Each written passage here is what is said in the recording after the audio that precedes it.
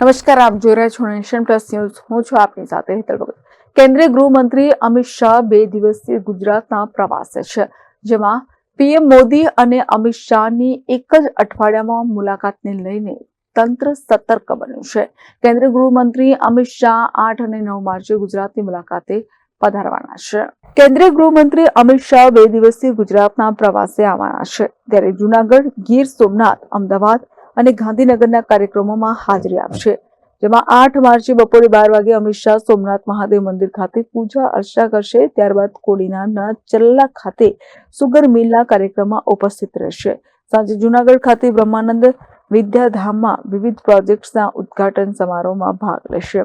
9 માર્ચે કેન્દ્રીય ગૃહમંત્રી અમદાવાદ અને ગાંધીનગરમાં વિવિધ કાર્યક્રમોમાં હાજરી આપશે. જૈનાચાર્ય બુદ્ધિસાગર સુરેશ્વરજી મહારાજની 150મી જન્મ જયંતિ નિમિત્તે સ્મારક સિક્કાનું વિમોચન કરશે.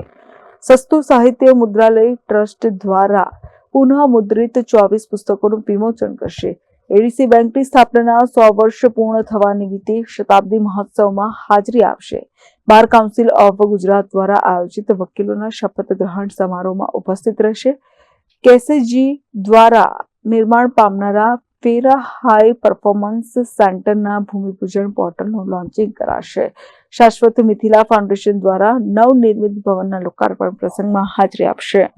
જનક Patel, Nation Plus News, Gandhinagar.